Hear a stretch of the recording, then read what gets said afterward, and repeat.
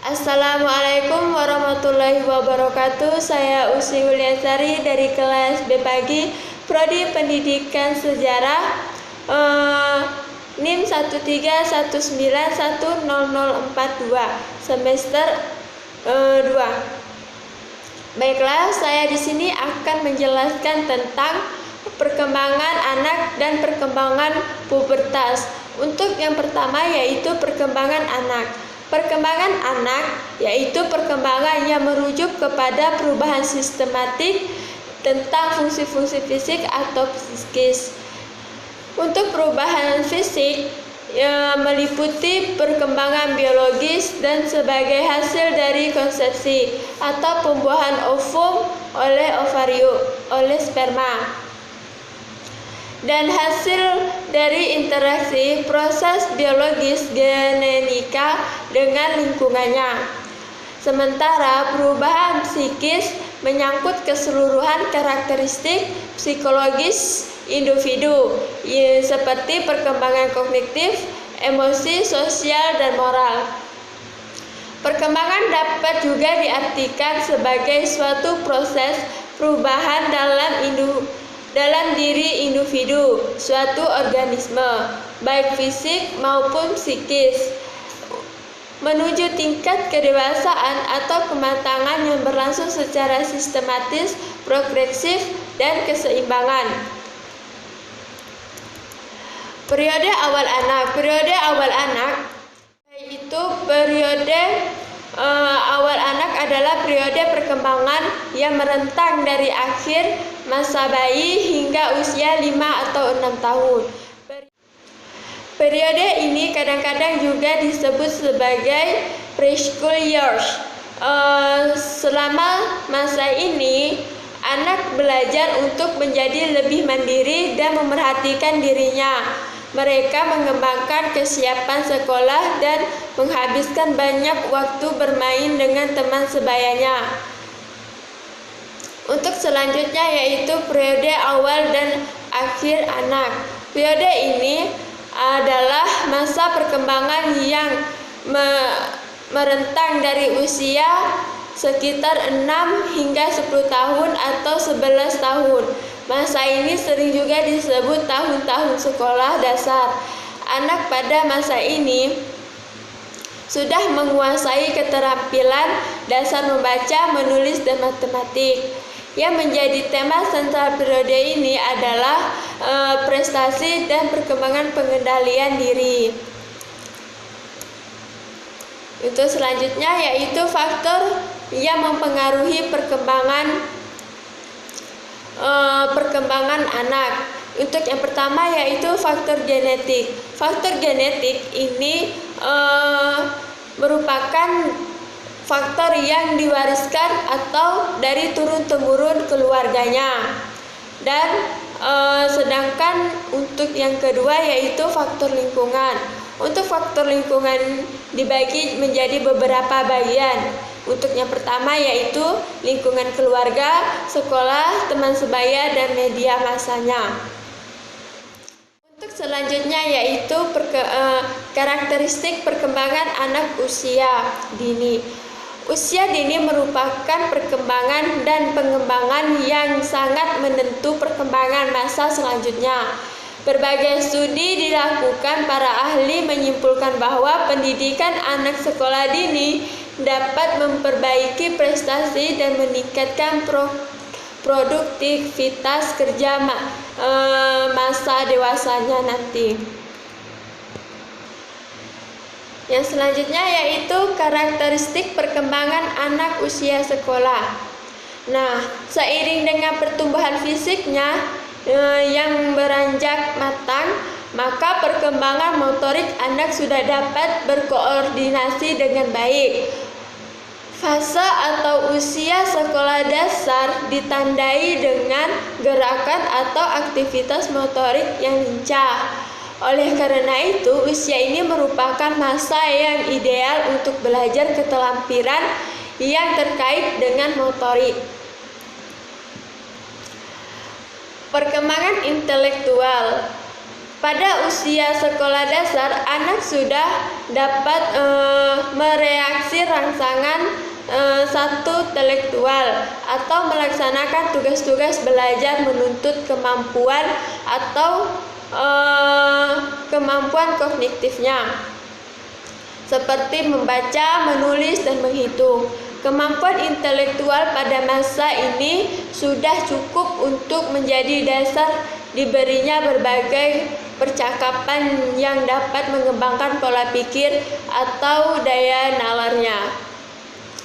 Untuk yang selanjutnya yaitu perkembangan bahasa. Bahasa adalah sarana komunikasi. Pengertian ini mencakup semua cara untuk berkomunikasi, di mana pemikiran dan penalaran dinyatakan dalam bentuk lisan, tulisan, isyarat, atau gerak dengan menggunakan kata-kata, simbol,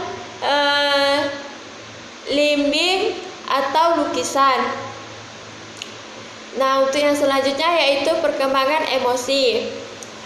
Emosi merupakan faktor dominan yang mempengaruhi tingkah laku individu. Dalam hal ini termasuk pula perilaku belajar untuk mengendalikan emosi. Emosi dapat diartikan sebagai marah, sedih, kecewa, senang, bahagia, dan lain sebagainya. Untuk selanjutnya yaitu perkembangan sosial.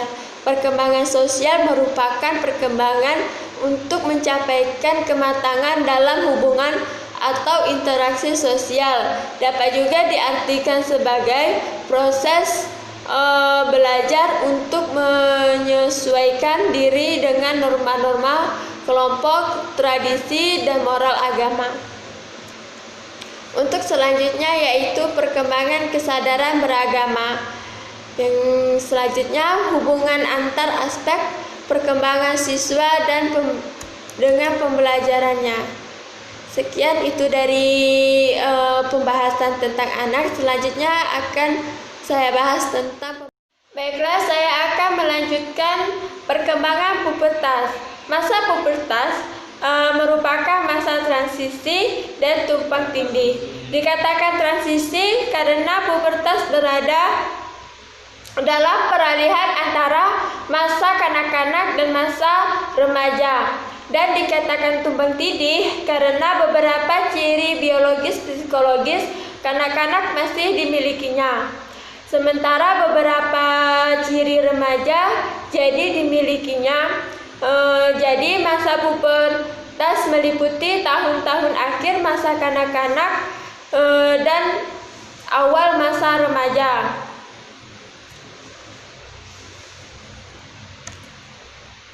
Masa pubertas disebut sebagai masa bangkitnya kepribadian ketika minatnya lebih ditunjukkan kepada perkembangan pribadi sendiri.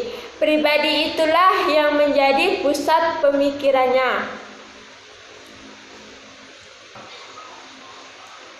Penyebab perubahan pada masa pubertas. Usia mulainya pubertas dan perkembangannya dipengaruhi oleh berbagai faktor biologis, psikososial, dan lingkungan.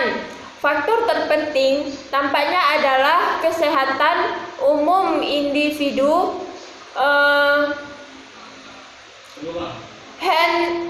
Henderson mengemukakan berbagai riset menemukan bahwa sebelum anak matang secara seksual, mengeluarkan hormon seks jarang terjadi. Akan tetapi, dengan semakin meningkatnya jumlah hormon yang dikeluarkan, struktur dan fungsi organ seks akan semakin matang. Hubungan yang erat antara kelenjar pituitari yang ada pada dasar otak telah terbentuk dengan gonad atau kelenjar seks. Jadi ada 3 hal yang menjadi penyebab masa pubertas, yaitu peran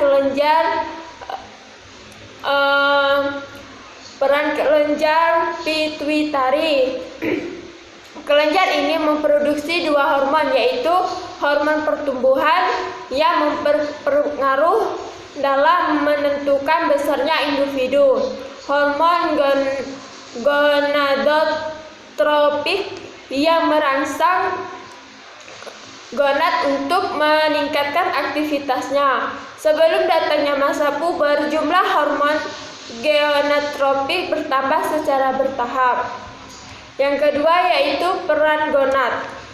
Seiring pertumbuhan dan perkembangan gonad, bertambahlah besarnya organ-organ seks, yaitu ciri-ciri seks primer dan fungsi pun menjadi matang. Begitu pula ciri-ciri seks sekunder seperti perkembangannya rambut kemaluan.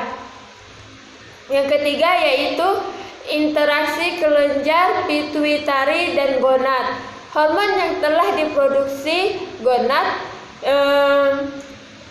akan merangsang oleh hormon gonadotropik yang diproduksi oleh kelenjar pituitari. Kemudian bereaksi terhadap kelenjar ini dan secara berangsur-angsur mengakibatkan penurunan jumlah hormon pertumbuhan yang diproduksi, sehingga menjadi proses pertumbuhan terhenti. Interaksi antar hormon gonadotropik dan gonad terus berlangsung sepanjang kehidupan reproduksi individu, kemudian berkurang secara perlahan saat wanita mendekati menopause. Sekian dari saya, kurang lebihnya saya mohon maaf jika ada kata-kata yang salah atau kurang dimengerti. Saya akhiri dengan mengucap wassalamualaikum warahmatullahi wabarakatuh. Terima kasih.